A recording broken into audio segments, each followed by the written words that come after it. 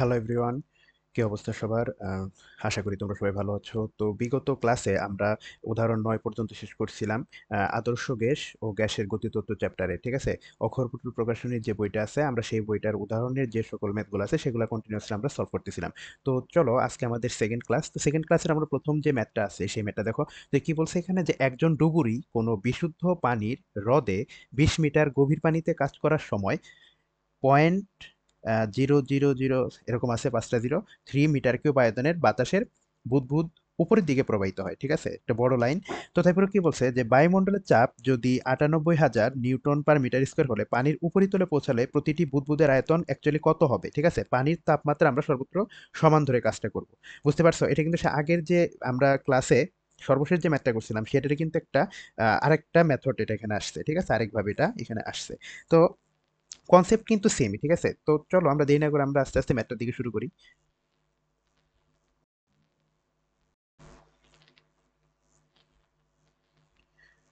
আচ্ছা, তো দেখো এখানে আহ, আমরা ওই দিন যে ম্যাথটা সলভ করছিলাম, তো ওই ম্যাথে আমরা এখানে কি লিখছিলাম, যে বয়েলের সূত্র অনুযায়ী কাজটা করছিলাম না? তাহলে দেখো আমরা আগের ক্লাসে একটু ডিটেলসে করছিলাম, আজকে আমরা জাস্ট সূত্রগুলো বসানোর মাধ্যমে মোটামুটি সব ক্লিয়ার করে করতে যাবো, ঠিক আছে? তো দেখো এখানে আমরা বয়েলের সূত্র অনুযায়ী কি লিখতে পারি, আমরা বয়েলের সূত্র অনুযায়ী ফার্স্টে কি লিখতে পারি, যে P1, কালিটা একটু ছোট করে নিই।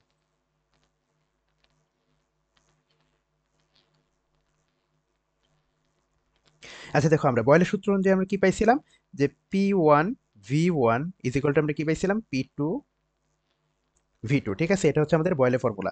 এখন এই যে P1টা আর এই যে P2টা, হ্যাঁ, এখানে যদি আমরা ধরো একটা হ্রদ আমরা কল্পনা করলাম, এখানে তো হ্রদ এভাবে ভালো রাখা যাবে না, আমরা এখানে জাস্ট একটু ওই জিনিসটা ড্র করতেছি, হ্যাঁ। তো কি বলছে, যে একজন ডুবিরি কোনো বিশুদ্ধ পানির হ্রদে ২০ মিটার গভীর, আমরা এই হ্রদটা দেখলাম কি ২০ মিটার, ঠিক আছে? এটা হচ্ছে ২০ মিটার। তো কাজ করার সময় এখানে ধরলাম এই যে আয়তনটা বলছে, এই আয়তনের বুদবুদটা এখানে সে কি করছে, উপরের দিকে ক্রিয়েট করে পাঠাই দিছে, ঠিক আছে? তো এখন এটা যখন আস্তে আস্তে উপর দিকে করবে, তার মানে কি এর উপরে এই যে পানি কর্তৃক যে প্রদত্ত প্রেসারটা, হ্যাঁ, এই প্রেসারটা তার সাথে কি হবে, বায়ুমণ্ডলের যে প্রেসারটা, হ্যাঁ, এই প্রেসারটা যত আমি উপরের দিকে যাব, এই পানির প্রেসারটা আস্তে আস্তে রিলিজ করতে থাকবে না, ঠিক আছে? তাকে এটা থেকে কিন্তু আস্তে আস্তে ফ্রি করতে থাকবে, হ্যাঁ। তো যখন বুদবুদটা একদম নিচে থাকবে তখন পানি, সম্পূর্ণ পানি তার উপর যে প্রেসার ক্রিয়েট করবে, অবশ্যই যখন পানির এই বুদবুদটা মিডল একটা পর্যায়ে থাকবে তখন তার থেকে অবশ্যই পানিটা কম চাপ দিবে। তাহলে আমরা ধরে নিলাম যে এই P1টা হচ্ছে কি, যখন এই বুদবুদটা একদম নিচে থাকে, ঠিক আছে? যখন এই বুদবুদটা একদম নিচে থাকে তখন আমরা ধরলাম হচ্ছে P1, ঠিক আছে? আর যখন P2 আমরা কি ধরলাম, যখন আসলে অ্যাকচুয়ালি একদম সারফেসে থাকে তখন, ঠিক আছে? তাহলে কিন্তু আমরা বুঝতেই পারতেছি, তাহলে এখন এখানে P1 এ অ্যাকচুয়ালি কি কাজ করতেছে বলো তো? এখানে এই যে P1টা, এই P1টা অ্যাকচুয়ালি আসলে কি, দেখো এর উপরে কিন্তু বায়ুমণ্ডলীয় যে চাপ সেটা প্লাস হচ্ছে কি, এই যে পানির যে চাপটা দিচ্ছে সেটা, ঠিক আছে? তাহলে এইখানে যখন এই বুদবুদটা থাকবে তখন পানি কর্তৃক সেই চাপটা কি হবে, H ρg, এইচ রো জি, এটা লিখলাম। আচ্ছা, এখন এর উপর কি আমাদের বায়ুমণ্ডলে একটা প্রেসার সেখানে কন্টিনিউয়াসলি আছে, ঠিক আছে? আচ্ছা, ভালো কথা, এটা আমরা এখানে লিখলাম। এখন যখন এটা একদম উপরের সারফেসে আসবে তখন অ্যাকচুয়ালি বায়ুমণ্ডলীয় চাপটা যদি আমরা পি ধরি তাহলে সেখানে কি পি কাজ করবে না? তাহলে আমরা এখানে কি লিখতে পারি, যে P2 ইজ ইকুয়াল টু আমরা কি লিখতে পারি এখানে, P2 ইজ ইকুয়াল টু আমরা লিখতে পারি পি। তাহলে দেখো আমরা এখানে ধরি না করে যদি ফর্মুলাতে এটাকে শিফট করাই তাহলে এখানে কি হয়, যে P1 ইজ ইকুয়াল টু আমরা এখানে কি লিখতেছি, P plus H rho G into V1 is equal to P into V2, ঠিক আছে? আমরা কিন্তু ওই ফর্মুলাটাকে কনভার্ট করে এখানে চলে আসলাম, ঠিক আছে? এখান থেকে আলটিমেটলি আমাদের চাইছে কি V2টা বের করতে বলছে, ঠিক আছে? V2টা আমাদের এখান থেকে আলটিমেটলি বের করতে বলছে। তাহলে V2 এর ফর্মুলাটা আমরা যদি শিফট করি তাহলে কি হবে এখানে, P plus H rho G into V1 divided by P, এটাই তো হবে, তাই না? আচ্ছা, তো এখন দেখো জাস্ট আমরা এখানে কি করব, মানগুলা বসাই দেবো, আমাদের কিন্তু সবগুলা মান বা জানা আছে, ঠিক আছে? আমরা কিন্তু এটা জেনে ফেলছি। তাহলে দেখো পি কি বলছে, যদি বায়ুমণ্ডলীয় চাপটা দিয়ে দিচ্ছে আমাদের কত, ৯৮,০০০, ঠিক আছে? ৯৮,০০০, তাহলে আমরা এখানে বসাই দিই যে ৯৮,০০০ প্লাস এইচ কত বলতে এখানে ভাই ২০, কারণ এই দেখি হ্রদের গভীরতা ২০ মিটার ছিল, তাহলে ২০ ইন্টু রো, পানির ঘনত্ব কত, পানির ঘনত্ব হচ্ছে ১০০০ বা 10 কিউব ইন্টু জি এর মান হচ্ছে 9.8, আমরা কিন্তু টোটাল মানটা এখানে ভ্যালুটা পাই গেছি। আর V1 এ কিন্তু দেখো আমাদের দেওয়া আছে, কত দেওয়া আছে, পয়েন্ট, এখানে ৫টা শূন্য তারপরে 3, ঠিক আছে? পয়েন্ট, ৫টা শূন্য তারপরে হচ্ছে 3, ঠিক আছে? তো এখন তো আল্টিমেটলি নিচেও কিন্তু পিটাই বসাইতে বলছে, তাহলে এখানে কি হবে, 98,000। এখন ভাইয়া তুমি যদি এই টোটাল পোর্শনটুকুকে ক্যালকুলেশন করো দেখবা এখান থেকে আমাদের আসতেছে কি, এখান থেকে আমাদের আসবে হচ্ছে 9 × 10⁻⁻6 মিটার কিউব। ঠিক আছে? আসলে আল্টিমেটলি আমরা যে এখন যে ম্যাথটা সলভ করলাম, এই ম্যাথের অ্যাকচুয়াল পয়েন্টটা ছিল আসলে এই যে এই ৩ লাইন। ঠিক আছে? অ্যাকচুয়াল পয়েন্টটা হচ্ছে এই ৩ লাইনে। আর সবচেয়ে টুইস্ট হচ্ছে কি এই যে এই জায়গাটাতে। ঠিক আছে? এই P1 আর P2 যে সুন্দরভাবে শিফট করতে পারবে তার মোটামুটি অঙ্ক, এটা একদম ভুল আর কোনো চান্স নাই। এখন যদি একটু শর্ট রিভিউ করে দিই এই ম্যাথটা, যেহেতু এই ম্যাথটা বেশি ইম্পোর্টেন্ট। তো এখানে দেখো আমরা P1 কখন ধরছি? যখন আসলে বুদবুদটা একদম তলানিতে থাকে। তলানিতে থাকা মানে কি? তার উপরে ওয়াটার প্রেশার ক্রিয়েট করতেছে এবং কি অ্যাটমসফিয়ারও তার উপর প্রেশার ক্রিয়েট করতেছে। ঠিক আছে? তার মানে কিন্তু তার ২ টা। এখন যদি কোনো একটা বস্তু পানি নিচে থাকে তখন পানিকূট্টিক চাপের ফর্মুলাটা আমরা কি জানি? যে P = H rho g। তো আমরা আল্টিমেটলি এখানে H rho g টা বসাই দিছি। আর এই P বায়ুমণ্ডলীয় চাপটাকে আমরা P ধরে নিছি। ঠিক আছে? যখন P2 টা কি হইছে আসলে? P2 হইছে যখন এই বুদবুদটা একদম সারফেসে চলে গেছে, ওয়াটার সারফেসে। তখন তো ওয়াটার সারফেসে সে উপরে বিলং করতেছে। ঠিক আছে? তখন তার উপর কি অ্যাটমসফিয়ারিক প্রেশার ছাড়া মোটামুটি আর কোনো কিছু প্রেশার কাজ করবে না। ঠিক আছে? যদি বাহ্যিক কোনো প্রেশার তো ইনক্লুডেড না থাকে ম্যাথটাতে। ঠিক আছে? তাহলে কিন্তু দেখো এখানে P1 আর P2 আমরা যখন পাই গেছি তখন আল্টিমেটলি V1 আমাদের দেওয়া আছে। তো এখানে V2 বের করাটা একদম তুমি যদি ইচ্ছা করো ক্যালকুলেটরে বসায় এমনি বের করে ফেলতে পারবা। ঠিক আছে? তো আল্টিমেটলি খেলাটা এখানেই ছিল। তাহলে চলো এখন আমরা দেখি আমাদের পরবর্তীতে কোন ম্যাথটা দেওয়া আছে আমাদের জন্য।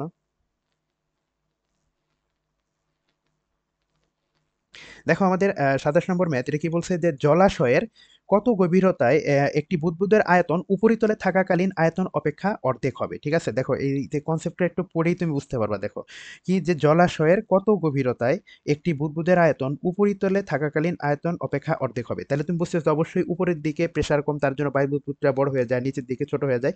এখন ওই সময় যদি বায়ুমণ্ডলীয় চাপ ৭৬০ মিলিমিটার পারদ এবং পারদ ঘনত্ব এটা দিয়ে দিছে। ঠিক আছে? হুম। Conditional formula. তো এখানে আমরা জাস্ট করব কি বয়েলের ফর্মুলাটা লিখবো। বয়েলের ফর্মুলা আমরা কি জানি যে P1 V1 is equal to আমরা কি জানি P2 V2। ঠিক আছে?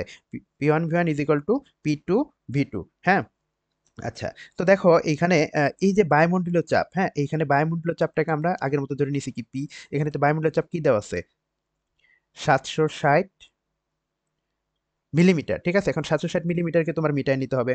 মিটারে নেওয়ার পর কি করতে হবে? তারপরে এই প্রেশারের ফর্মুলায় দিয়ে দিতে হবে। ঠিক আছে? তাহলে পি ৭৬০ মিলিমিটার। তাহলে এখানে কি হবে?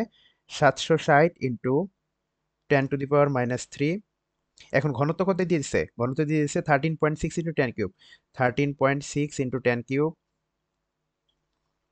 ইন্টু জি এর মান কত? 9.8। তাহলে আল্টিমেটলি আমরা এখান থেকে কি বায়ুমণ্ডলের যে চাপটা সেটা আমরা পেয়ে গেলাম না? সেটা কিন্তু আমরা এখানে পেয়ে গেলাম। ঠিক আছে? এখন ধরো এই যে P1 V1 P2 V2 এই শিপটা কি? আমরা জাস্ট এখান থেকে নেব। পানির উপরিতলে, ঠিক আছে? পানির উপরিতলে যে বুদবুদটা উঠবে, হ্যাঁ? তার আয়তন আমরা ধরে নিচ্ছি কি? তার আয়তন আমরা ধরে নিচ্ছি V1। ঠিক আছে? তো এইখানে যে বুদবুদটা থাকবে তার আয়তন হচ্ছে V1। হ্যাঁ? আর এইখানে যে বুদবুদটা থাকবে তার আয়তন হচ্ছে V2। V2। এখন পানির তলদেশের চাপটা কি? এখানে আমরা চাপও ধরে নিলাম যে এখানে চাপটা হচ্ছে P2। তাহলে দেখো আল্টিমেটলি এখানে আমরা জাস্ট মানগুলো যদি বসাই, এই যে P1 এখানে যেটা আছে, হ্যাঁ? এই P1 বলতে কি হবে? বলতে পারবা? এখানে দেখো অ্যাটমসফিয়ারিক প্রেশার কিন্তু আমরা P ধরে নিচ্ছি। যেহেতু এখানে P1 টা কি? একদম পানির সারফেসের উপরে আছে, তো তার উপরে কি? এটা এখানে পি ছাড়া আর কোনো কিছু বসাইতে পারবা না। তো তাইলে এখানে P1 এর জায়গায় আমরা P শিফট করাই। তাহলে এখানে কি হবে? P ইন্টু V1, V1 এর মতোই রাখি। তাহলে দেখো এখানে P2, P2 is equal to কি লিখতে পারি? H rho g plus P, এটা আমরা এখান থেকে লিখতে পারি। তারপরে থাকবে কি আমাদের এখানে? V2। ঠিক আছে? আচ্ছা। তো এখন পরবর্তী লাইনে শিফট করার পর দেখো এখানে P আমরা যেটা পাইছি ওইটা রাখি। পরে আমরা একবার মান বসাই দিব। তো V1 ই থাকবে। তো এই পোরশনটুকু এটাই থাকবে। এখানে খেলাটা হচ্ছে V2 তে। ঠিক আছে? তো দেখো এখানে কি বলছে যে একটি বুদবুদের আয়তন উপরে থাকাকালীন আয়তন অপেক্ষা অর্ধেক হবে। ঠিক আছে? উপরে থাকাকালীন আয়তন অপেক্ষা অর্ধেক হবে। তো এখানে উপরে থাকাকালীন আয়তন কি? V1। তাইলে এই V1 এর অর্ধেকই তো হবে কি অ্যাকচুয়ালি V2। তাহলে এখানে আমরা কিন্তু লিখতে পারি কি V1 ডিভাইডেড বাই 2। ঠিক আছে? তো আল্টিমেটলি এখান থেকে V1 আর এই V1 আমরা যদি কাটাকাটি করে ফেলাই, তাহলে এখানে আমাদের আল্টিমেটলি থাকতেছে এখানে P is equal two H rho g plus P into 1/2, এটা হবে। আচ্ছা। তো এখন এখানে জাস্ট আমাদের বের করতে হবে কি? এইচ এর ভ্যালুটা বের করতে হবে। ঠিক আছে? কত গভীরতায় থাকাকালীন এটা বলে দিছে। তাহলে এখন আমরা এইচ এর গভীরতা বের করতে চাই, তাহলে এখানে আমরা লিখব 2p is equal to H rho G plus P. ঠিক আছে? তো এখান থেকে থাকে আমাদের p is equal to H rho G, এদিকে লিখি। তো এখানে এইচ এর মানটা বের করব, তাহলে হবে কি পি ডিভাইডেড বাই রো জি। ঠিক আছে, তো আলটিমেটলি এখানে পি এর ভ্যালু কত? পি এর ভ্যালু হচ্ছে 760। এই 10 টু দি পাওয়ার -3 আর এই 10 কিউব কাটাকাটি চলে যাবে। ঠিক আছে, একবারে লিখে দাও 13.6 into 9.8 divided by rho. Rho এর ভ্যালু কত? এখানে বলতো এটা কিসের রো হবে? এখানে রো হবে কিন্তু পানির, কারণ এখানে কিন্তু এটা ওয়াটার। ঠিক আছে, এটা কিন্তু এখানে ওয়াটার। ঠিক আছে, তো এখানে রো এর হবে কি 1000 ইজ ইকুয়াল টু 9.8।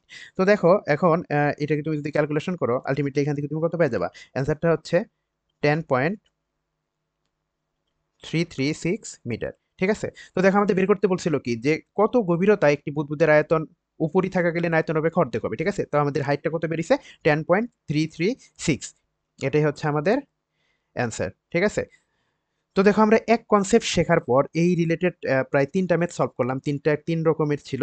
তো মোটামুটি দেখা গেছে যে যদি বোঝা যায় যে কোন জায়গায় আসলে কি হবে, তুমি যদি সঠিকভাবে বুঝো বিষয়টা, তাহলে কিন্তু মোটামুটি এই ম্যাথগুলা করা তুমি এমনি মানে লজিক দিয়ে মিলাই দিতে পারবা। ঠিক আছে, তো তাহলে চলো দেখি আমাদের পরবর্তী ম্যাথটা কি আছে।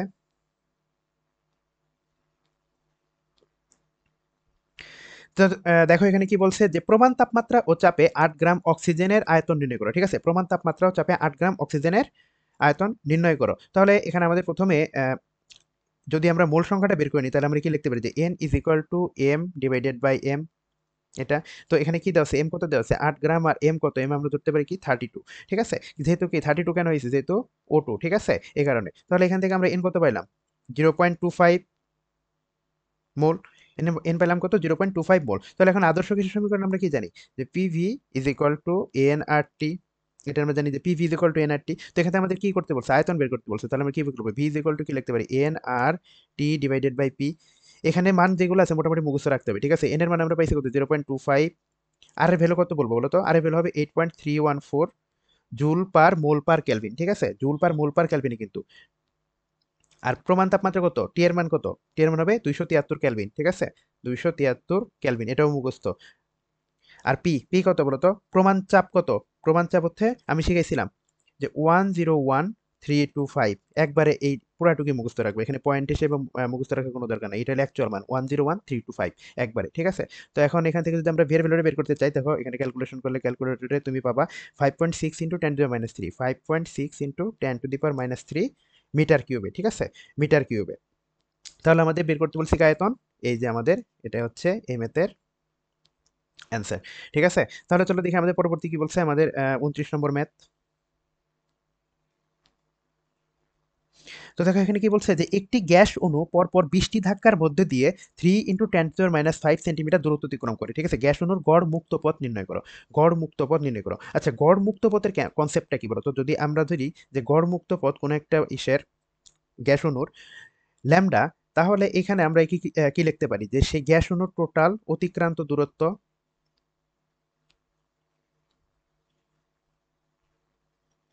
অতিক্রান্ত দূরত্ব ডিভাইডেড বাই কি লিখতে পারি? ধাক্কার সংখ্যা, যে পরিমাণ ধাক্কা লাগছে সেটা। ঠিক আছে, আচ্ছা এটা হচ্ছে আমাদের কি গড়মুক্ত পথের কনসেপ্ট। তো এখানে দেখো অতিক্রান্ত দূরত্ব কি বলে দিছে? যে 3 × 10⁻⁵ সেন্টিমিটার। ঠিক আছে, তো আলটিমেটলি বসাই দাও এখানে 3 × 10⁻⁵ সেন্টিমিটার। আর ধাক্কার সংখ্যা কত? 20টি। ঠিক আছে, তো আলটিমেটলি এটাকে তুমি যদি ক্যালকুলেশন করো, আমরা অ্যান্সারটা পাই যাচ্ছি। সেটা হচ্ছে কত? 1.5 ইন্টু 10⁻⁶ সেন্টিমিটার। ঠিক আছে, এই ম্যাথটা একদম ইজি ম্যাথ। জাস্ট যদি গড় মুক্ত পথের জেনারেল যে কনসেপ্ট আছে সেটা তোমার যদি মাথায় থাকে, তাহলে মোটামুটি এটা তুমি এমনি সলভ করতে পারবা। ঠিক আছে,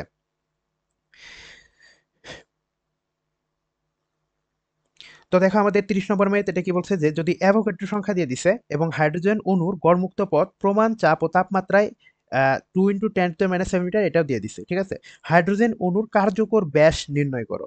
হাইড্রোজেন অণুর কার্যকর ব্যাস নির্ণয় করো।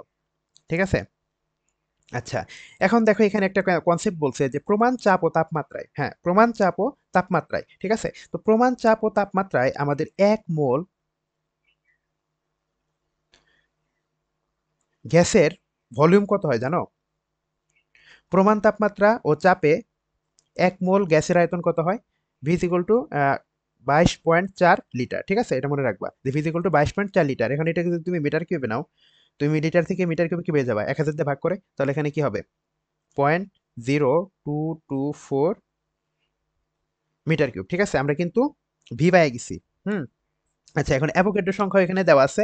তো এখন যদি প্রমাণ তাপমাত্রা ও চাপে 1 মিটার কিউব আয়তনে কি পরিমাণ অণু আছে সেটা যদি বের করতে চাই, তাহলে সেটা আমরা কিভাবে বের করতে পারি বলো তো? এখন এখানে লিখতে পারি না যে n ইজ ইকুয়াল টু এই যে অ্যাভোগাড্রো সংখ্যা যেটা আছে, ঠিক আছে, এই অ্যাভোগাড্রো সংখ্যাকে আমরা যদি এই প্রমাণ তাপমাত্রা ও চাপের যে 1 মোল গ্যাসের যে আয়তন তাকে যদি ভাগ করি, তাহলে কিন্তু আমরা প্রমাণ তাপমাত্রা ও চাপে 1 মিটার কিউবে মানে এককে কি পরিমাণ অণু আছে সেটা কিন্তু আমরা বের করতে পারবো। ঠিক আছে, তো তাহলে দেখো এখান থেকে আমরা অ্যাভোগাড্রোর সঙ্গে ভাগ দিই 6.02 ইন্টু 10⁻23 ডিভাইডেড বাই কি হবে এই যে এটা, তো কি লিখবো এখানে 0.0224। ঠিক আছে, তো আলটিমেটলি কিন্তু আমাদের এন ভ্যালুটা বের হয়ে গেছে। তো এন ভ্যালু কি হবে এখানে 2.69 ইন্টু 10⁻25। ঠিক আছে, এটা আমরা কিন্তু এন এর মানটা পেয়ে গেলাম। ঠিক আছে, আবার এখানে কি বলছে যে গড় মুক্ত পথ দিয়ে দিছে ল্যামডার মানটা কিন্তু এখানে দিয়ে দিছে। ল্যামডার মান কত দিছে 2 ইন্টু 10⁻⁻7 মিটার। ল্যামডার মান দিয়ে দিছে হচ্ছে 2 ইন্টু 10⁻�7 মিটার। ঠিক আছে, তো আমাদের বের করতে বলছে কি যে হাইড্রোজেন অণুর কার্যকর ব্যাস কত সেটা নির্ণয় করো, sigma is equal to what. ঠিক আছে, এই মানটা আমাদের বের করতে বলছে। এই ম্যাথটা একটু ডিটেলসে করতে হয় যাতে পরবর্তীতে এই রিলেটেড ম্যাথগুলো আসলে আমরা খুব দ্রুত গতিতে সলভ করতে পারি। ঠিক আছে, তো দেখো এখানে গ্যাস অণুর গড় মুক্ত পথ বের করার জন্য 3 জনের সূত্র আছে। ঠিক আছে, বোল্টজম্যান, ম্যাক্সওয়েল, আরেকজন কি আছে সেটা এখন মনে উঠতেছে না। তো দেখো এখানে আমরা বেশিরভাগ টাইমে কি হয় যে ম্যাক্সওয়েলের সূত্র অনুযায়ী কাজটি করা হয়। ঠিক আছে, ও আরেকজন হচ্ছে ক্লসিয়াস। ঠিক আছে, তো দেখো এখানে আমরা সবসময় ইউজ করবো কোনটা, ম্যাক্সওয়েলের সূত্র। ঠিক আছে, ম্যাক্সওয়েলের সূত্র, তো ম্যাক্সওয়েলের সূত্র আমরা কি জানি যে lambda is equal two 1/√2 pi N sigma square. ঠিক আছে, ল্যামডা ইজ ইকুয়াল টু কি হবে 1/√2 পাই এন সিগমা স্কোয়ার। ঠিক আছে, তো এখান থেকে দেখো আলটিমেটলি আমরা এখান থেকে কি পাবো যে sigma square is equal two 1/√2 pi N lambda, এটা হবে। আচ্ছা, তো দেখো এখন এখানে আমরা জাস্ট মানগুলো বসাই দিই, সব কিছুর মানে আমরা জানি। এখানে 1/√2, এখানে √2 আছে, পায়ের ভ্যালু তো আমরা জানি পাই, এন এর ভ্যালু কত পাইছি 2.69 ইন্টু 10⁻25, ল্যামডা ভ্যালু কত পাইছি 2 ইন্টু 10⁻⁻7। ঠিক আছে, তো এখান থেকে আলটিমেটলি দেখো তুমি যদি হিসাব করো এটা ক্যালকুলেটর ছাড়া ভাই তুমি করতে পারবে না। ঠিক আছে, এটা ক্যালকুলেটর অবশ্যই লাগবে। তো এখানে কি হবে 4.186 ইন্টু 10⁻⁻20 মিটার স্কোয়ার। ঠিক আছে, মিটার স্কোয়ার। তো এখন আলটিমেটলি তুমি কি করবা যদি রুট করো এটাকে, তাহলে তো আমরা কি কার্যকর ব্যাসটা পেয়ে যাচ্ছি। তাহলে এখান থেকে আমরা কি সিগমা ইকুয়াল টু আমরা কি লিখতে পারি 2.046 ইন্টু 10⁻⁻10 মিটার। ঠিক আছে, এখন তুমি সেন্টিমিটার মিলিমিটার নিবা, তোমার যেখানে ইচ্ছা তুমি নিতে পারো, সেটা কোনো সমস্যাই নেই। ঠিক আছে, তাহলে চলো আমাদের পরবর্তী ম্যাথটা কি বলছে দেখি।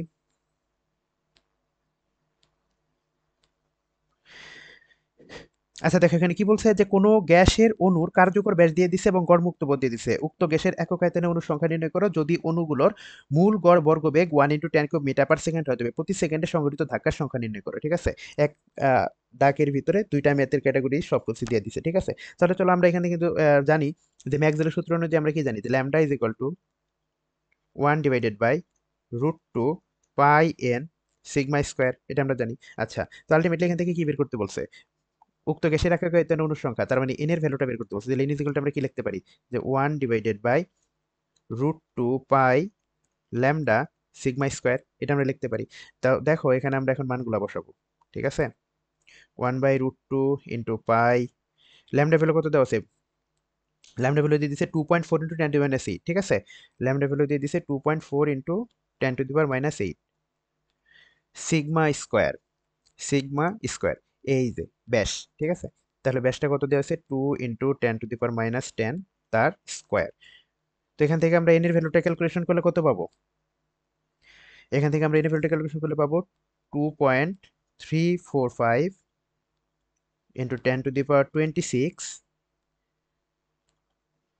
ঠিক আছে, আমরা কিন্তু এন এর ভ্যালুটা পাই গেছি। এখন কি প্রতি সেকেন্ডে ধাক্কার সংখ্যা, এখন প্রতি সেকেন্ডে ধাক্কার সংখ্যা ধরো আমরা ধরে নিলাম যে হিট নাম্বার, ঠিক আছে, আমরা এটাকে ধরে নিলাম যে হিট নাম্বার।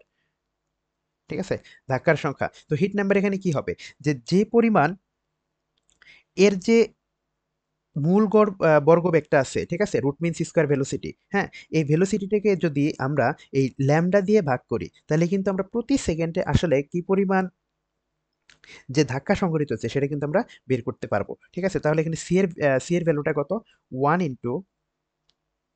× 10⁻³ ঠিক আছে, আর ল্যামডা ভ্যালু কত, ল্যামডা ভ্যালু আমরা কি পাইছি যে 2.4 × 10⁻8, ল্যামডা ভ্যালু পাইছি আমরা 2.4 × 10⁻8। তো এটাকে তুমি যদি ভাগ করো তাহলে এখান থেকে আলটিমেটলি তুমি কত পাবা, 41.6 × 10⁻9 সেকেন্ড ইনভার্স। ঠিক আছে, মানে কি পার সেকেন্ডে কি পরিমাণ ধাক্কা সংঘটিত হচ্ছে সেটা কিন্তু এখানে বের হয়ে গেছে। ঠিক আছে, তো অ্যাকচুয়ালি এই যে ম্যাথটা ছিল, এই ম্যাথটাতে আসলে বের করতে বলছিল যে প্রতি একক আয়তনে কি পরিমাণ অণু আছে সেটা বের করতে বলছে, আর কি বলছিল যে প্রতি সেকেন্ডে সংঘটিত ধাক্কা বের করো। তো তাহলে আমাদের এন হচ্ছে 2.345 × 10⁻26 এন এর মান, আর হিট নাম্বার হচ্ছে 41.6 × 10⁻9। ঠিক আছে, তাহলে এটাই হচ্ছে আমাদের অ্যান্সার। তো দেখি আমাদের পরবর্তী ম্যাথটা কি বলছে, আমাদের 32 নম্বর ম্যাথ।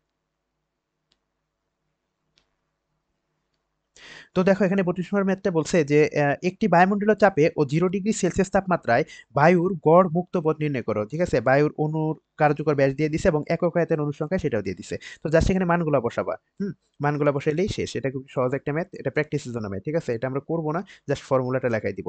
কিভাবে, আমরা কি জানি যে lambda is equal two 1/√2 pi N sigma square. ঠিক আছে, জাস্ট মানগুলা বসাই দিবা। এন এর ভ্যালু কত, এই যে এটা হচ্ছে কি এন, ঠিক আছে, এটা হচ্ছে এন, আর এটা হচ্ছে সিগমা, এটা তো দিয়েই দিছে। ঠিক আছে, তাছাড়া এখানে আর কোনো মান তোমার আহ, অজানা নাই, সবগুলাই তুমি জানো। তো আলটিমেটলি যেটা তুমি বসাই দিবা, দেখবা যেটা আসবে সেটাই হবে ওই ম্যাচের অ্যান্সার। ঠিক আছে, তো দেখি আমাদের পরবর্তীতে কোনটা বলছে। 33 নম্বর ম্যাথটা কি বলছে। তো 33 নম্বর ম্যাথটা বলছে যে 1 লিটার আয়তনের একটি পাত্রে 10⁻25 সংখ্যক অক্সিজেন অণু আছে। ঠিক আছে, যদি অক্সিজেন অণুর ভর 2.7 × 10⁻25 গ্রাম হয় এবং মূল গড় বর্গবেগ যদি 4 × 10⁴ সেন্টিমিটার/সেকেন্ড হয়, তাহলে উক্ত গ্যাসে চাপ নির্ণয় করো, উক্ত গ্যাসের চাপ নির্ণয় করো, এটা বের করতে বলছে। ঠিক আছে, আচ্ছা তাহলে চলো শুরু করা যাক। তো দেখো এখানে কি, আহ, 1 লিটার আয়তনে, তাহলে ভি কত, ভি ইজ ইকুয়াল টু হচ্ছে 1 লিটার বা 10⁻³ মিটার কিউব। ঠিক আছে, আমরা ভি পাইলাম। অনুর সংখ্যা এন, অনুর সংখ্যা এন কত, 10⁻25 পার লিটার। ঠিক আছে, পার লিটারে, পার লিটারে আছে, হ্যাঁ। তো এখন কি এম, অনুর ভর পাইছি কত, 2.7 ইন্টু 10⁻25 এটা গ্রামে আছে। ঠিক আছে, কেজিতে লাগবে আমাদের, কেজিতে নিলে কি হবে, 2.7 ইন্টু 10⁻28 কেজি। ঠিক আছে, এমতে নিলে হবে আমাদের 28 কেজি। এখন মূল গড় বর্গবেগ সি এর মানটা কত দেওয়া আছে, 4 × 10⁴ সেন্টিমিটার/সেকেন্ড। ঠিক আছে, আচ্ছা তাহলে এখান থেকে আমাদের বের করতে বলছে কি, চাপ P is equal to what. এখন ভাইয়া তোমরা একটু আইডিয়া করো তো, এখানে যে যে ডাটাগুলা দিয়ে দিছে, ভি দেওয়া আছে, এন দেওয়া আছে, এম দেওয়া আছে, রুট মিন স্কয়ার ভেলোসিটি দেওয়া আছে, এখন এই যে তুমি চাপ বের করবা, এটার জন্য অ্যাকচুয়ালি কোন ফর্মুলাটা এখানে ইউজ হইতে পারে। ঠিক আছে, এটা কিন্তু খুব টুইস্ট এবং ইম্পর্টেন্ট একটা ফর্মুলা। ঠিক আছে, এটা অনেকেই স্কিপ করে যায়, কিন্তু এটা তোমাদের কিন্তু লাগবে। তো ভাই দেখো, যারা জানো না তারা তো দেখে নাও, আর যারা জানো তারা তো জানোই। তো এখানে কি আছে, PV is equal to 1/3 mn c²। এরকম কোনো ফর্মুলার নাম তোমরা শুনছো? আচ্ছা, যদি শুনে থাকো তাহলে ভালো, আর যদি না শুনে থাকো তাহলে সুন্দর করে এটা মুখস্থ করে নাও। ঠিক আছে, যদি এই ক্যাটাগরির ডাটা দেওয়া থাকে তাহলে এই ফর্মুলা দিয়ে কিন্তু জিনিসটা বের করতে হয়। তো আমাদের এখান থেকে কি বের করতে বলছে, যে পি এর মানটা বের করতে বলছে। তো পি এর মান তুমি যদি বের করতে চাও, তো আমাদের কিন্তু সবই দেওয়া আছে, mn c² divided by 3v।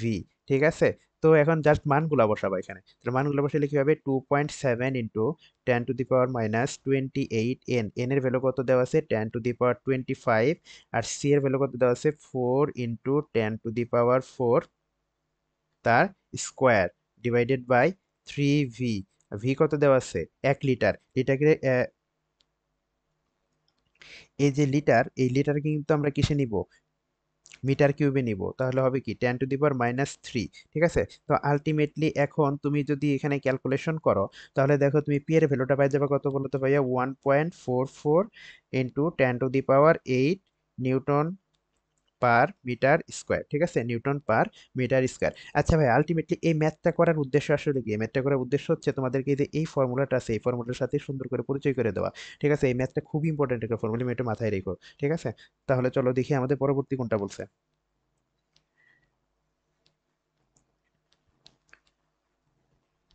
তো আমাদের 34 নম্বর ম্যাথ। তো ম্যাথটা কি বলছে যে প্রমাণ তাপমাত্রা ও চাপে 1 মোল অক্সিজেন গ্যাসের অণুর মূল গড় বর্গবেগ বের করো, ঠিক আছে। প্রমাণ তাপমাত্রা ও চাপে 1 মোল অক্সিজেন গ্যাসের মূল গড় বর্গবেগ নির্ণয় করো, ঠিক আছে। এখানে সবগুলা ডাটাই তোমার আসলে জানা থাকতে হবে। তো আমরা চলো লেখা শুরু করি। চাপ পি, প্রমাণ চাপ কত বলো তো? প্রমাণ চাপ আমরা একটু আগে লিখলাম 101,325 প্যাসকেল, ঠিক আছে। এটা হচ্ছে কি প্রমাণ চাপ, ঠিক আছে। এখন 1 মোল অক্সিজেন গ্যাসের ভর কত হবে বলো তো? 1 মোল অক্সিজেন গ্যাসের ভর, এই ভর হাতের হবে কি 32 × 10⁻³ কেজি, ঠিক আছে। আচ্ছা, এখন প্রমাণ তাপমাত্রা চাপে আবার আয়তনটা কি হবে? ভি, ভিজিক্যাল টু কি হবে? ভিজিক্যাল টু হবে না যে 22.4 লিটার, বা এখানে কি লেখা যায় 22.4, এটাকে 1000 দিয়ে ভাগ করা লাগে, তাহলে কি হবে 10⁻³ মিটার কিউবে চলে যাবে, ঠিক আছে। এটা মিটার কিউবে চলে যাবে। এখন বের করতে বলছে কি C is equal to what, ঠিক আছে। আচ্ছা, তাহলে চলো আমরা কিন্তু আগে একটা ফর্মুলা জানতাম না যে PV is equal to 1/3 M N C square, এটা আমরা জানতাম। তো আলটিমেটলি এই ছোট হাতের এম আর এন, এই টোটাল জিনিসটা হচ্ছে কি বলতো 1 মোল অক্সিজেন গ্যাসের ভর, ঠিক আছে, বা এম। তো এখানে আমরা এই জিনিসটা এখানে শিফট করাইতে পারি যে PV is equal to 1/3 M C square, ঠিক আছে। তো আলটিমেটলি আমাদের বের করতে বলছে সি এর মানটা, তাহলে C square is equal to কি লেখা যায় 3 পিভি ডিভাইডেড বাই এম। তো এখন যদি রুট করো তাহলে কি লেখা যাবে, একবারে মানটা বসাই দিব, ঠিক আছে, রুটের ভিতরে। রুটটা সুন্দর হইলো না,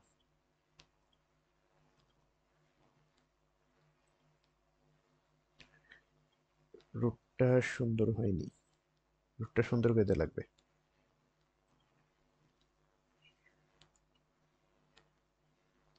হ্যাঁ, এবার হইছে।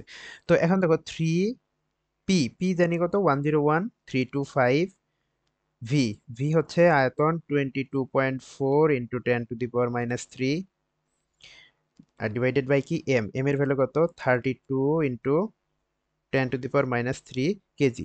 তো আলটিমেটলি এখান থেকে যদি ক্যালকুলেটর বসে ক্যালকুলেশন করে এখান থেকে তুমি কত পেয়ে যাবা, যে রুট মিনস স্কোয়ার ভ্যালোসিটি, সেটা সেটা হচ্ছে 461 × 283 মিটার পার সেকেন্ড, ঠিক আছে।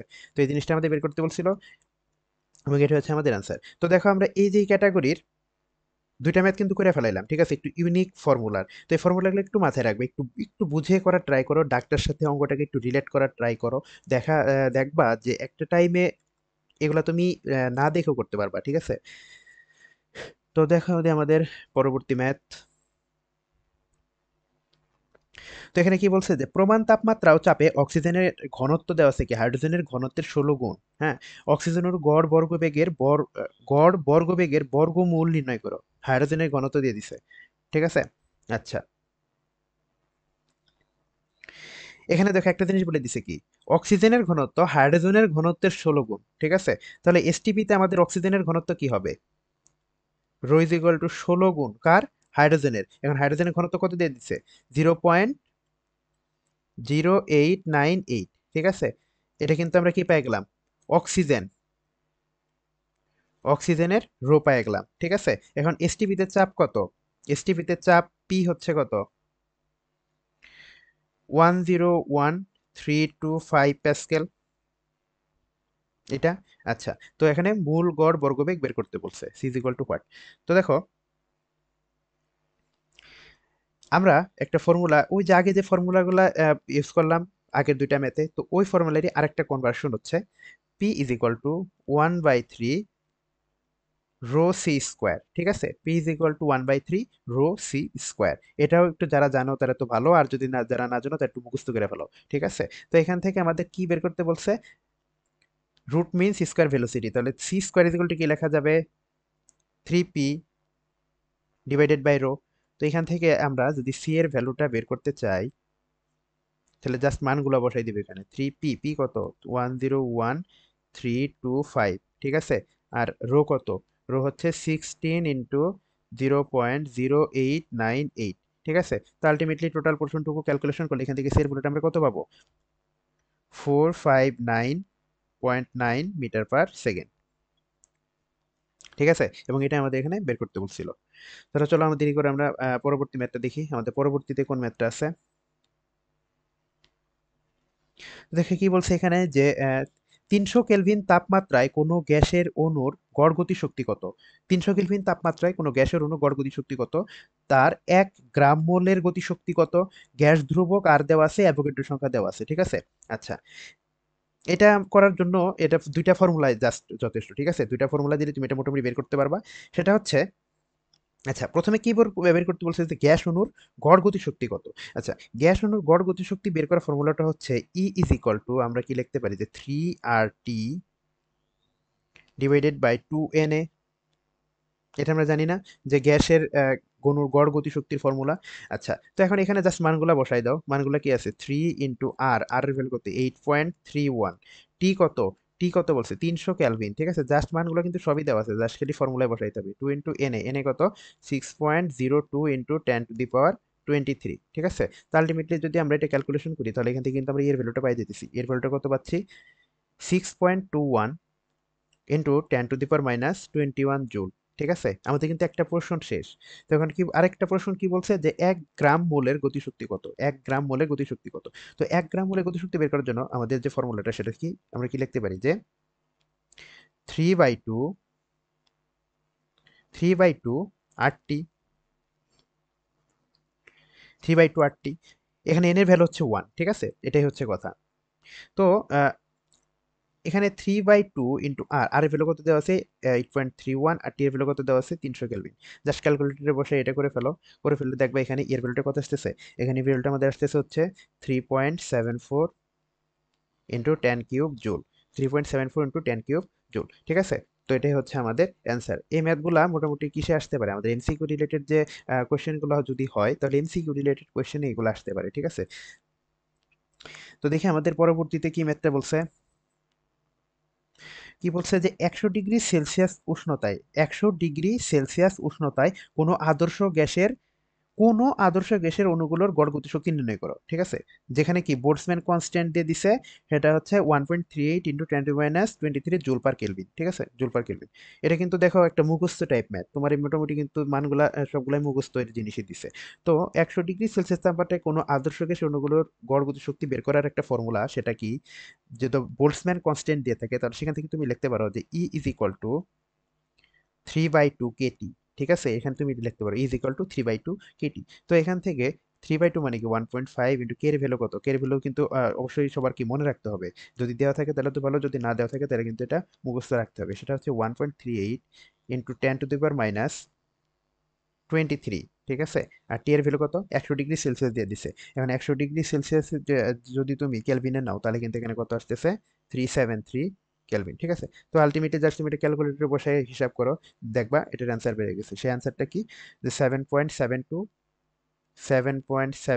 ইন্টু 10⁻21 জুল, ঠিক আছে। তো আমরা মোটামুটি অনেকগুলো ম্যাথই সলভ করে ফেলতেছি, আর বেশি নাই, অল্প কয়েকটা ম্যাথ আছে। দেখো অল্প কয়েকটা ম্যাথ সলভ করে আমরা পরবর্তী যে ক্লাসটা রাখছি সেটাতে আমরা যা সৃজনশীলগুলো সলভ করবো, ঠিক আছে। যে সৃজনশীলগুলো আছে, আমরা ইন্ডিভিজুয়াল ম্যাথগুলোর এটাই লাস্ট ক্লাস। তো দেখি আমাদের পরবর্তীতে কোনটা বলছে।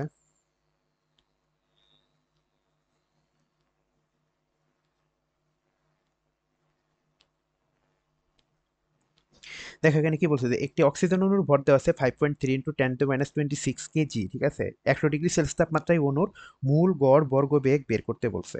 মূল গড় বর্গবেগ বের করতে বলছে। আচ্ছা, আমরা একটা গড় বর্গবেগের ফর্মুলা জানি না, যে C square is equal to 3RT divided by MNA। এই ফর্মুলাটা আমরা জানি কিনা? যদি না জেনে থাকি এটা মুখস্থ করে ফেলো। এটা এই মূল গড় বর্গ বের করে একটা ইম্পর্টেন্ট ফর্মুলা, ঠিক আছে। এটা দিয়ে অনেক জায়গায় অ্যাডমিশন বলো যেখানে বলো ম্যাথ কিন্তু আসে।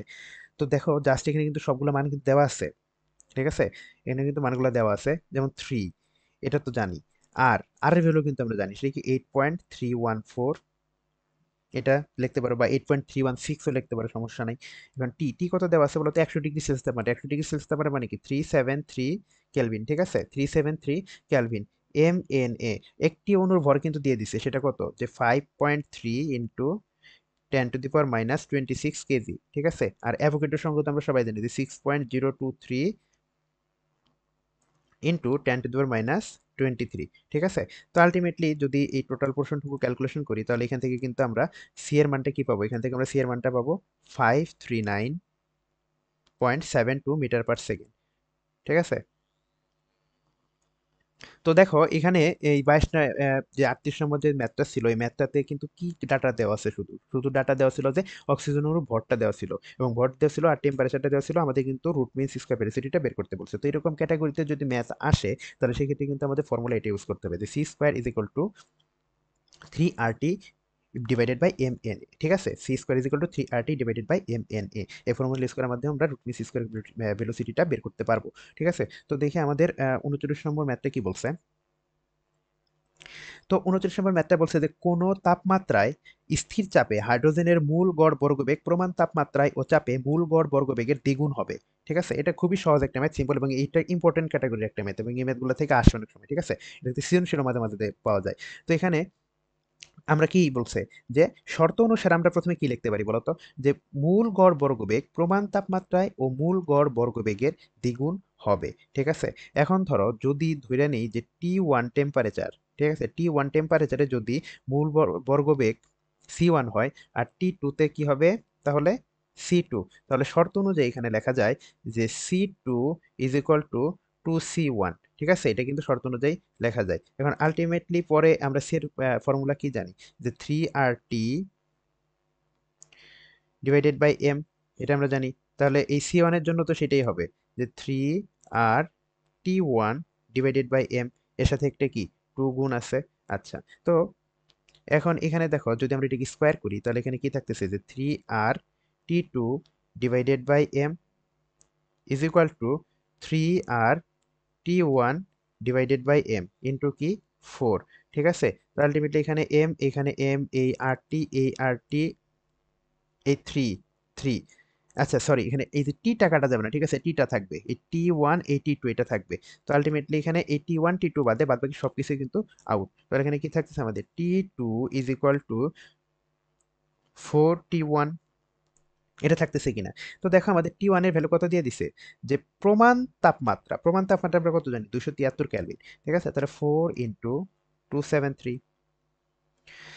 এখন এটা যেটা আসবে সেটাই হচ্ছে আমাদের অ্যান্সার। তো অ্যান্সারটা আমাদের কি, যে 1092 কেলভিন, ঠিক আছে, 1092 কেলভিন। এই পর্যন্তই রাখতে পারছো। যদি তোমাকে সেলসিয়াসে বের করতে বলে, তুমি -273 করে তুমি সেলসিয়াসের ডিরেক্টলি নিয়ে চলে যাবা, ঠিক আছে। তো চলো দেখি আমাদের 40 নম্বর ম্যাথটা কি আছে, পরবর্তী ম্যাথ।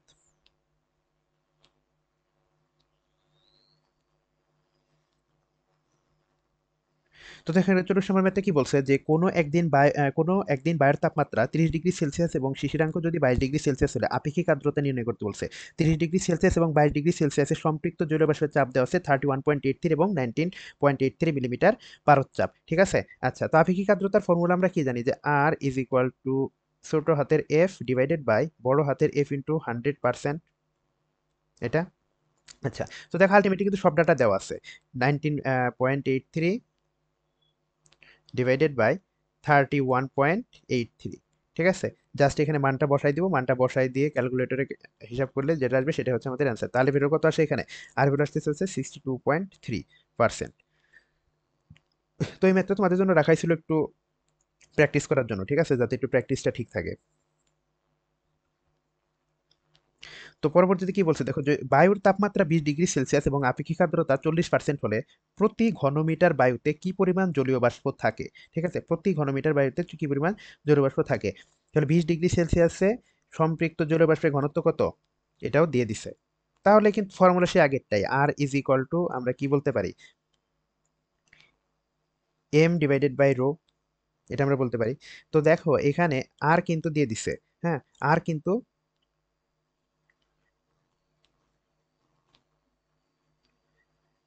কত 0.4, আর এর ভ্যালু হচ্ছে 0.4। এম এম এর ভ্যালু আমরা কি করব, এম এর ভ্যালু আমরা বের করবো, আর রো কত 17.30, ঠিক আছে 17.30। তো আলটিমেটলি জাস্ট এখানে মানগুলো বসাই দাও, এখানে এম ইজ ইকুয়াল টু তাহলে কি হয়ে যাবে 0.4 ইন্টু 17.30, এটা কিসে আছে গ্রাম পার মিটার কিউবে আছে, ঠিক আছে এটা কিন্তু গ্রাম পার মিটার কিউবে আছে। দেখো এখানে কিন্তু হালকা একটা টুইস্ট আছে, 6.92 গ্রাম পার মিটার কিউব।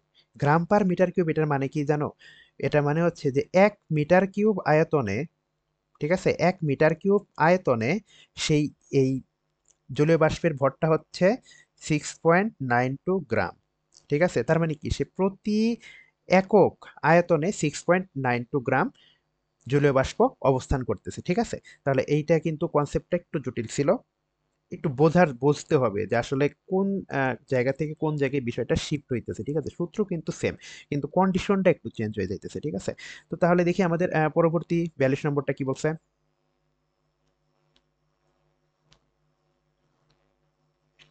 তো দেখো আমাদের 42 নম্বর ম্যাথ, কোনো স্থানের বায়ুর তাপমাত্রা যদি 28 ডিগ্রি সেলসিয়াস এবং বায়ুর চাপ যদি 758 মিলিমিটার পারদ হয়, তাহলে আপেক্ষিক আর্দ্রতা 90% হলে ওই স্থানে উপস্থিত জলীয় বাষ্পের চাপ এবং শুষ্ক বায়ুর চাপ কত সেটা বের করো। 28 ডিগ্রি সেলসিয়াস তাপমাত্রায় সম্পৃক্ত বাষ্পের চাপ যাচ্ছে 28.35 মিলিমিটার পারদ, ঠিক আছে 28.35 মিলিমিটার পারদ। তো এখানে আমরা আর এর ফর্মুলা কি লিখতে পারি, যে R is equal to F divided by F, এটা আমরা লিখতে পারি। তো এখান থেকে দেখো আমাদের আর এর ভ্যালু দেওয়া আছে, কত দেওয়া আছে আর এর ভ্যালু,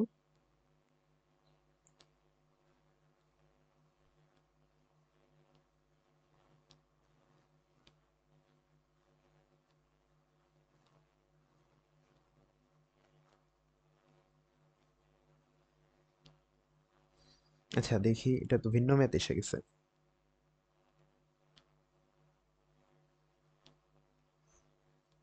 ও আচ্ছা এই যে এটা করতে চাইতেছিলাম। তো দেখো আমাদের 42 নম্বর ম্যাথটা, এখানে আমরা কি লিখতে পারি, যে R is equal to F divided by F, ঠিক আছে। ওই ওই যে পরের যে ম্যাথটা ওইটাও এই সেম টু সেম ক্যাটাগরির ম্যাথ, ঠিক আছে পরের ম্যাথটাও এই সেম টু সেম ক্যাটাগরির ম্যাথ, জাস্ট একটু ক্যালকুলেশন করা লাগবে, ঠিক আছে। তো দেখো এখানে আর ইজ ইকুয়াল টু আমরা কি লিখতে পারি, এফ ডিভাইডেড বাই এফ। তো এখান থেকে আমাদের বের করতে বলছে কি, এখানে আমাদের বের করতে বলছে F is equal to R into F. দেখো এখানে আর কত দেওয়া আছে, আর কিন্তু দেওয়া আছে 90%, এই যে 90%, তাহলে এখান থেকে আমরা কি লিখতে পারি 0.9 ইন্টু এফ। এফ কি হবে বলো তো, এই যে সম্পৃক্ত জলীয় বাষ্প চাপ যেটা দেওয়া আছে, ঠিক আছে তাহলে কি হবে 28.35, 28.35। তো এখান থেকে যদি আমরা ক্যালকুলেশন করি এখান থেকে কত পাবো, 25.515 মিলিমিটার, ঠিক আছে 25.515 তাহলে শুষ্ক বায়ু চাপ যদি আমরা ধরি ছোট হাতের পি, তাহলে এখানে কি লিখতে পারি, যে এই যে পিটা দেওয়া আছে, ঠিক আছে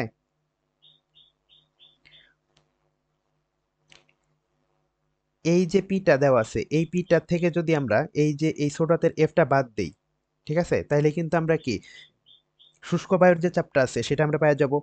হ্যাঁ, তাহলে দেখো এখানে এটা কত দেওয়া আছে 758, আর এখানে এফ আমরা এটা মাইনাস করবো, মাইনাস কত করবো 25.515, ঠিক আছে 25.515 মিলিমিটার। তো আলটিমেটলি যেটা ক্যালকুলেশন করলে এখান থেকে আমাদের কি আসতেছে, এখান থেকে আমাদের পি এর ভ্যালুটা আসতেছে 732.485 মিলিমিটার, ঠিক আছে। তো আলটিমেটলি দেখো ম্যাথটি কি বলছে একটু ছোট্ট করে রিভিশন করি, যে কোনো স্থানে বায়ুর তাপমাত্রা 28 ডিগ্রি সেলসিয়াস এবং বায়ুর চাপ দেওয়া আছে 758 মিলিমিটার পারদ, ঠিক আছে এটা একটু টোটাল দেওয়া আছে। তো আপেক্ষিক আর্দ্রতা বের করতে পারছে এবং শুষ্ক চাপ এবং জলীয়বাষ্পের চাপ কত বের করো। এখন আমরা আপেক্ষিক আর্দ্রতার একটা ফর্মুলা জানি R is equal to F divided by F. তো এখান থেকে যে কি পরিমাণ আছে সেটা যদি বের করতে চাই তাহলে আমরা ছোটাতে বের করবো, সেটা হচ্ছে R F is equal to R into F. তো এখান থেকে আমরা কিন্তু এফটা পাই গেলাম, ঠিক আছে। তো টোটাল থেকে আমরা যে ভেজা বায়ুর যে চাপ সেটা যদি বাদ দিই তাহলে কি আমরা শুষ্ক বায়ুর চাপটা পাই যাবো। তো আলটিমেটলি আমরা এখানে সেই জিনিসটাই করছি, ঠিক আছে। তো তাহলে চলো দেখি আমাদের পরবর্তী ম্যাথটা কি বলছে।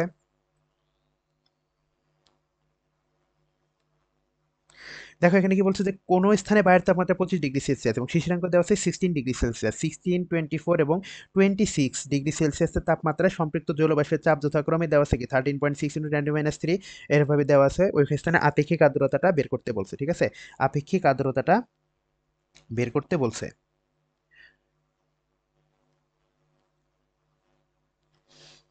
আচ্ছা, এটা করার জন্য ফার্স্টে দেখি একটু একটু মুছে নেই আগে যে বিষয়টা কি হইলো এখানে।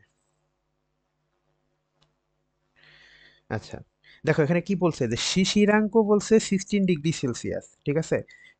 শিশিরাঙ্ক বলছে 16 ডিগ্রি সেলসিয়াস। তাহলে এখন শিশিরাঙ্কে সম্পৃক্ত জলীয়বাষ্পের চাপ এই ছোট হাতের এফ, শিশিরাঙ্কে, ঠিক আছে, শিশিরাঙ্কে সম্পৃক্ত জলীয়বাষ্পের চাপ ছোট হাতের এফ ইজিক্যাল টু কি হবে, 13.6 ইজিক্যাল টু 10⁻³ মিটার, ঠিক আছে? এটা কিন্তু আমাদের ছোট হাতের এফ পাই গেলাম। এখন আমাদের টোটাল যে আছে বা 25 ডিগ্রি সেলসিয়াসে কতটুকু আছে সেটাতে কি পরিমাণ চাপ আছে সেটা আমাদের বের করতে হবে। তো সেটা বের করার জন্য আমাদের ফার্স্ট এখানে কি করা লাগবে বলতো, যে এখানে 26-এ দেওয়া আছে আর 24-এ দেওয়া আছে, ঠিক আছে? 26 ডিগ্রি সেলসিয়াস দেওয়া আছে আর 24 ডিগ্রি সেলসিয়াসে দেওয়া আছে। তো এখন এখানে এই 26 ডিগ্রি সেলসিয়াস থেকে যদি 24 ডিগ্রি সেলসিয়াসটার বাষ্পচাপ যদি বাদ দিই তাহলে এখানে এটা মাইনাস করলে কত থাকে, এটা মাইনাস করলে কত থাকে দেখো, থাকে এখানে 2.8 ইন্টু 10⁻³ মিটার পারদ চাপ, ঠিক আছে? তাহলে 1 ডিগ্রির জন্য আমাদের পরিবর্তন হচ্ছে কত, তাহলে 1 ডিগ্রির জন্য আমাদের কি পরিমাণ পরিবর্তন হচ্ছে, 1 ডিগ্রির জন্য আমাদের পরিবর্তন হচ্ছে 2.8 ইন্টু 10⁻³ মিটার ডিভাইডেড বাই 2, এটাই হবে। তো এখানে যদি তুমি ক্যালকুলেশন করো এখান থেকে 1 ডিগ্রি সেলসিয়াসের জন্য কি পরিমাণ বৃদ্ধি পাচ্ছে, 1.4 ইন্টু 10⁻³ মিটার, ঠিক আছে? এটা হচ্ছে 1 ডিগ্রির জন্য। তাহলে আমাদের 25 ডিগ্রি সেলসিয়াস তাপমাত্রায় যদি বের করতে চাই, এখন আমরা কি করতে পারি তাহলে বলো তো? 25 ডিগ্রি সেলসিয়াস যদি বের করতে চাই, 25 ডিগ্রি সেলসিয়াস বের করতে হলে দেখো তো এখানে 24 ডিগ্রি সেলসিয়াসে কত দেওয়া ছিল, 22.3 ইন্টু 10⁻³। তো এখানে কি লিখতে পারি যে 22.3 ইন্টু 10⁻³ তার সাথে এই 1 ডিগ্রির জন্য কি পরিমাণ পরিবর্তন হচ্ছে সেটা যোগ হয়ে যাবে, 1.4 ইন্টু 10⁻³ এটা হবে। তো আলটিমেটলি এখান থেকে যদি আমরা ক্যালকুলেশন করি তাহলে দেখো ক্যালকুলেশন করলে এখানে কি থাকতেছে, এখানে ক্যালকুলেশন করলে থাকতেছে 23.7 ইন্টু 10⁻³, ঠিক আছে? এটা কিন্তু এখানে থাকতেছে। তাহলে এখন যদি ধরো আমাদের আপেক্ষিক আর্দ্রতাটা বের করতে চাই, আপেক্ষিক আর্দ্রতা বের করতে চাই তাহলে আমরা এখানে কি লিখতে পারি যে R is equal to F divided by F, এটা আমরা লিখতে পারি। বা তুমি যদি পার্সেন্টেন্স একবারে বের করতে চাও তাহলে এখানে একদম 100% তুমি একবারে বসাই দিতে পারো, ঠিক আছে? এটা একবারে বসাই দিতে পারো। তো তাহলে দেখো আমাদের ছোট হাতের এফ এর ভ্যালু কত ছিল, ছোট হাতের এফ এর ভ্যালু ছিল 13.6 ইন্টু 10⁻³ ডিভাইডেড বাই এই 25 ডিগ্রি সেলসিয়াস যেটা, এটাই তো আমাদের কি বড় হাতের এফ। তাহলে এখানে আমরা কি লিখতে পারি যে 23.7 ইন্টু 10⁻³ ইন্টু 100%। তো আলটিমেটলি এখন তুমি যদি ক্যালকুলেটরে বসায় এটা চাপ দাও তাইলে কিন্তু আমাদের ফর্মুলাটা বের হয়ে যেতেছে, ঠিক আছে? তুমি না এখানে যদি ধরো আমি 8-9 এর একটা বাচ্চাকে বসাও এটা দিয়ে বলি যে বাবু তুমি এটা ক্যালকুলেশন করে দেখাও, তো দেখো যে ওটা ও ক্যালকুলেশন করে দেখাই দিতে পারবে, ঠিক আছে? তো তাহলে অ্যান্সারটা কি বের হচ্ছে এখানে,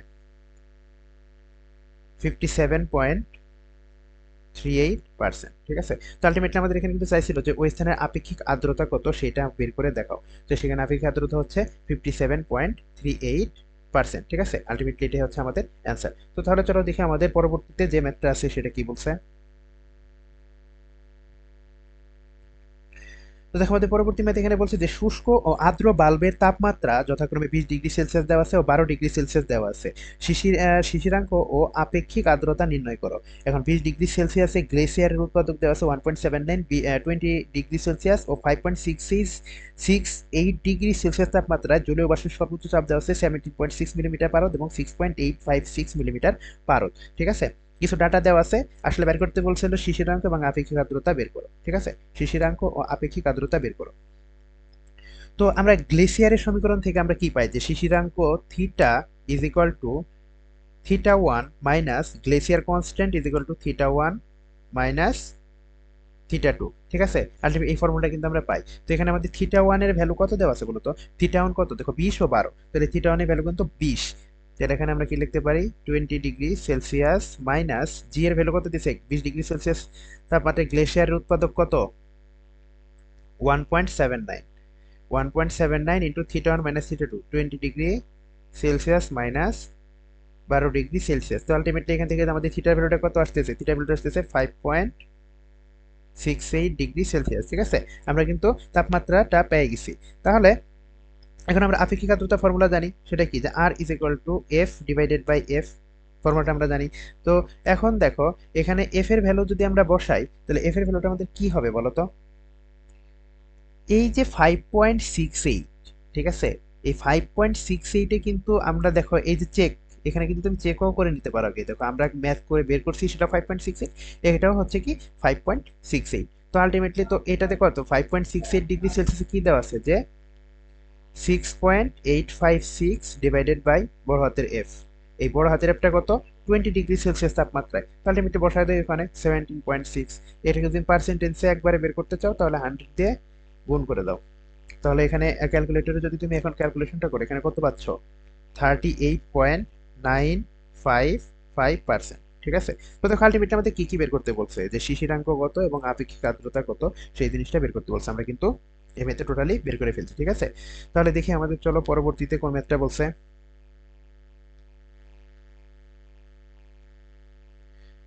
আমাদের আজকের শেষ ম্যাথ, এবং এই শেষ ম্যাথটা একটা ইউনিক ম্যাথ।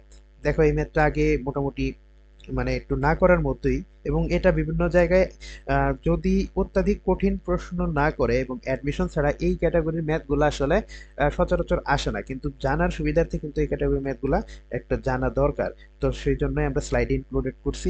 তো দেখো চলো এখানে কি বলছে একটু দেখি, যে 10 × 10⁻³ কেজি ভরের একটি তামার ক্যালোরিমিটারে প্রথমে 7.5 × 10⁻³ কেজি উষ্ণ পানি দ্বারা এবং পরে 19.15 × 10⁻³ কেজি উষ্ণ তরল দ্বারা পূর্ণ করা হলো। এদের তাপমাত্রা পৃথক পৃথকভাবে 323 কেলভিন এবং 318 কেলভিন পর্যন্ত উঠতে যথাক্রমে 85 সেকেন্ড এবং 75 সেকেন্ড সময় লাগে। তরলের আপেক্ষিক তাপ বের করো। তামার আপেক্ষিক তাপ বলে দিছে এবং পানির আপেক্ষিক তাপ বলে দিছে। ঠিক আছে। আচ্ছা তাহলে চলো আমরা শুরু করি। তো এখানে এই ফার্স্ট এই ম্যাথটা আমরা যদি করতে চাই তাহলে আমাদের প্রথমে দেখো এখানে কয়টা জিনিস আছে। এখানে একটা ক্যালোরিমিটার আছে, এখানে একটা পানি আছে, আবার কি আছে একটা তরল আছে। ঠিক আছে। এখানে তিনটা জিনিসের মধ্যে তাপের আদান প্রদান করছে। ঠিক আছে। তো এই তিনটা জিনিসের মধ্যে তাপের আদান প্রদান আমাদের আগে কি কনসিডার করতে হবে বা ফর্মুলেশন করতে হবে। ঠিক আছে। তো তাহলে চলো আমরা প্রথমে ক্যালোরিমিটার কর্তৃক যে বর্জিত তাপ, ক্যালোরিমিটার তো একটা তাপ বর্জন করে দিছে। ঠিক আছে। তাহলে সেই তাপ বর্জনটা কি হয়েছে সেটা আমরা চলো বের করি। তাহলে আমরা এখানে লিখতে পারি যে ক্যালোরিমিটার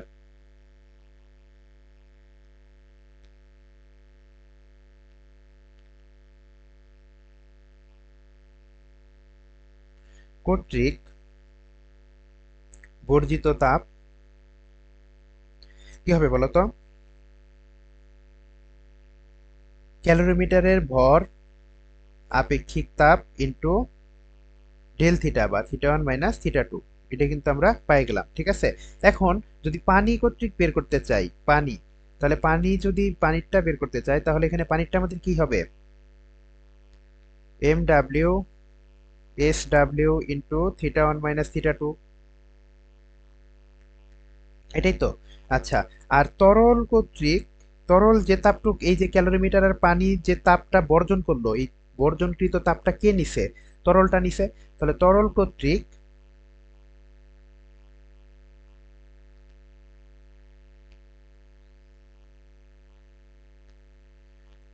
অর্জিত তাপ, এটা কি হবে M liquid into S liquid into θ1 - θ2, এটা হবে।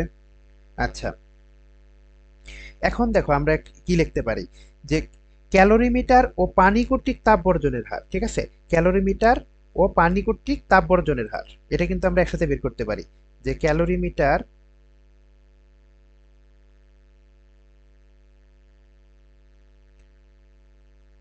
ও পানি কর্তৃক। ঠিক আছে।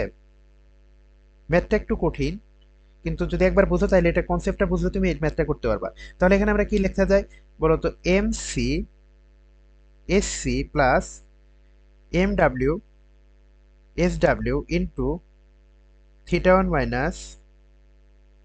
- θ2 ডিভাইডেড বাই 85। এখানে 85 কেন দিলাম, আমরা একটা রেট বের করছি তো তাপ বর্জনের হার মানে প্রতি সেকেন্ডে সে আসলে কতটুকু করতেছে।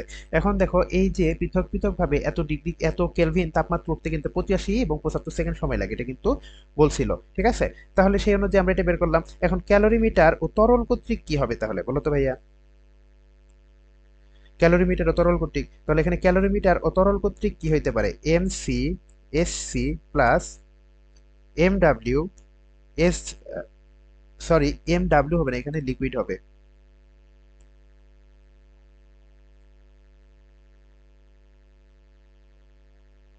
লিকুইডের ভর আর হচ্ছে লিকুইডের আপেক্ষিক তাপ, ঠিক আছে, ইন্টু θ1 মাইনাস θ2 ডিভাইডেড বাই, এটা কতটুকু লাগছে, 75 সেকেন্ড, ঠিক আছে, 75 সেকেন্ড। আচ্ছা, এখন দেখো একটা নিউটনের উভয় ক্ষেত্রে একটা তাপ বর্জনের যে আহ, নিত্যতা আছে, ঠিক আছে, এইটার উপরে কন্ডিশন বেসডে একটা ফর্মুলা আছে, ঠিক আছে, এটা কি বলে, নিউটনের শীতলীকরণ সূত্র বলা হয়, ঠিক আছে। এই নিউটনের শীতলীকরণ সূত্রের আলোকে আমরা এখানে কি লিখতে পারি,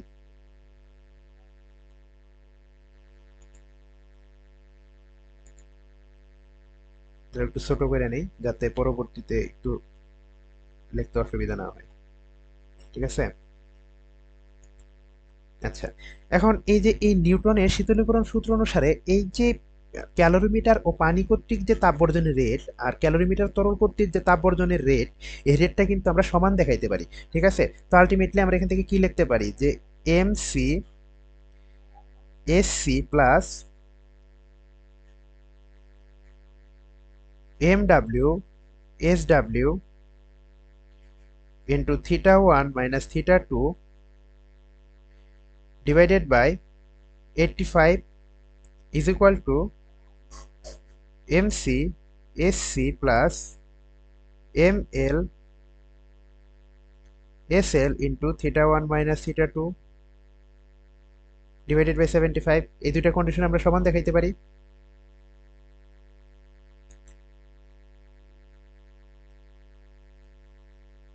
তো সমান দেখানোর পর আলটিমেটলি কিন্তু আমাদের এখন আর কিছু করার নাই, ঠিক আছে, আমরা কিন্তু জাস্ট এখানে এখন মানগুলা বসাই দিব, ঠিক আছে, মানগুলা বসাই দিয়ে দেখবো আসলে কি হচ্ছে। তো এখান থেকে যদি এখানে আসি, তো দেখো এই θ1 মাইনাস θ2 আর এই θ1 মাইনাস θ2 কিন্তু আউট, ঠিক আছে, এটা কিন্তু আউট। তাহলে এখান থেকে কি লেখা যায় যে M C S C M L S L divided by 15 is equal to কি লেখা যায়, M C S C plus M W L W divided by 17, ঠিক আছে। সেটা কিন্তু আমরা এখান থেকে লিখতে পারি। তো লেখার পর দেখো এখানে আমাদের এম সি এর মান কত, এম সি এর মান হচ্ছে 10 ইন্টু 10⁻³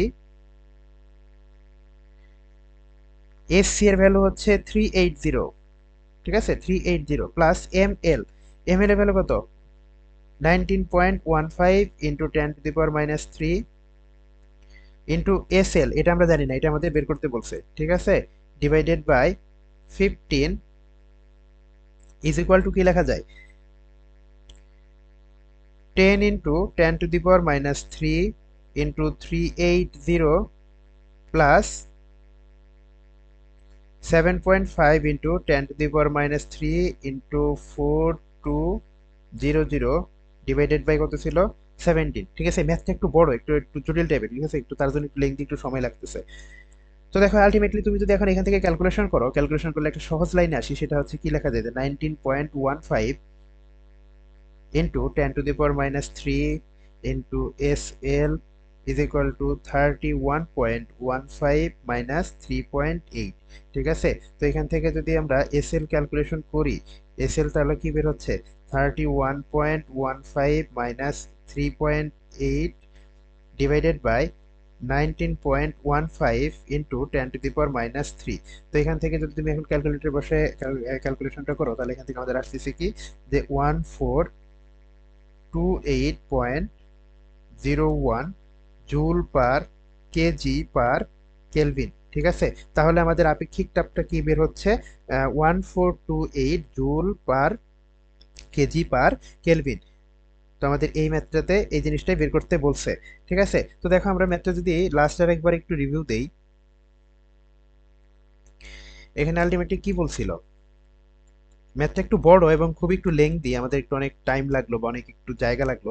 তো প্রথমে আমাদের একটা সিস্টেম দেখানো হয়েছে, যে সিস্টেমে ক্যালোরিমিটার পানি এবং আরেকটা লিকুইড আছে, ঠিক আছে? তো এই যে এদের ভিতরে এক এক তাপমাত্রার থাকার দরুন, তো এখানে আমাদের যে তাপমাত্রা চেঞ্জ হয়েছে, তো কে তাপ কতটুকু বর্জন করছে এবং কে তাপ কতটুকু নিয়েছে সেটার উপরে নিউটনের শীতলীকরণ সূত্র একটা প্রমাণ আছে, ঠিক আছে? তো ওই প্রমাণের একটা ফর্মুলা, সেই ফর্মুলা হচ্ছে কি যে উভয় পাশে তাপ ডিস্ট্রিবিউশনটা কি হবে, সমান হবে, ঠিক আছে? তো তাহলে সেই আলোকে দেখো আমরা এখানে ক্যালোরিমিটার কর্তৃক বর্জিত তাপ বের করছি, পানি কর্তৃক বর্জিত তাপ বের করছি এবং তরল কর্তৃক বর্জিত তাপ সেটা আমরা বের করছি। তো দুই ক্ষেত্রে আমরা কি দেখো একটা সূত্র ফেলেছি, তারপরে একটা রেট বের করছি যে আসলে কি পরিমাণে হচ্ছে পার সেকেন্ডে।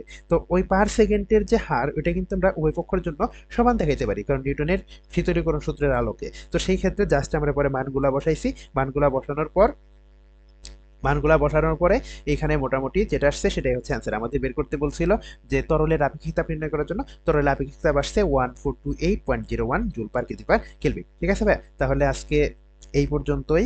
আমরা পরবর্তী আমাদের আরেকটা ক্লাস লাগবে এই আদর্শ গ্যাস ও গ্যাসের গতিতত্ত্ব, এই চ্যাপ্টারটা শেষ করার জন্য আমাদের আরেকটা ক্লাস লাগবে। সেই ক্লাসে আমরা যে বোর্ডের যে সৃজনশীলগুলো আসছে, যে বিভিন্ন বোর্ডে, সেই বিভিন্ন বোর্ডের সৃজনশীলগুলো নিয়ে একবার আলোচনা করব। তো আজকে আমাদের মোটামুটি অখরগোট প্রকাশনীর যে বইটার যে ম্যাথগুলা ছিল, এমনি সিঙ্গেল ম্যাথ, সেই সিঙ্গেল ম্যাথগুলো আমরা কিন্তু শেষ করে ফেললাম, ঠিক আছে? তোমরা এই ম্যাথগুলো বারবার একটু প্র্যাকটিস করবা বাসায়। আহ, আসলে প্র্যাকটিসের বিকল্প নাই, তুমি যত প্র্যাকটিস করবা তুমি দেখবা তত আসলে এগুলাতে বেশি পরিমাণে আপডেটেড হচ্ছ, ঠিক আছে? তো তোমাকে যদি আপডেটেড হইতে হয় তাহলে কিন্তু বেশি পরিমাণে এগুলো প্র্যাকটিস করাই লাগবে, ঠিক আছে? এবং অ্যাডমিশনে তুমি এগুলো করার জন্য 1 থেকে 2 মিনিট সময় পাবা সর্বোচ্চ। তো 1 থেকে 2 মিনিটে তুমি কি পরিমাণ বুঝছো আর কি পরিমাণ কি লাগবা। তো প্রথমে থেকেই এই জন্য প্রথম থেকে উপদেশ হচ্ছে যে তুমি প্রথম থেকে শুরু করো ভালোভাবে, প্রথম থেকেই ম্যাথগুলা করো, ম্যাথ প্র্যাকটিসের ভিতরে থাকো। তুমি যাই যতই বুঝো না কেন, তোমার যত বেসিক যতই ক্লিয়ার থাকুক না কেন, ঠিক আছে? তুমি যদি ম্যাথ প্র্যাকটিস না করো তাহলে তুমি ওই জায়গায় কোনো জায়গায় যে আসলে কোনো কিছু করে আসতে পারবে না, ঠিক আছে? তোমাকে প্রচুর পরিমাণে ম্যাথ প্র্যাকটিস করা লাগবে। তুমি যদি বেসিক না বুঝেও ম্যাথ প্র্যাকটিস করতে থাকো, দেখবে তুমি একটা টাইমে ম্যাথ করার দরুন বেসিক ক্লিয়ার হয়ে গেছে, ঠিক আছে? তাহলে ভাই আজকে এই পর্যন্তই। ধন্যবাদ সবাইকে।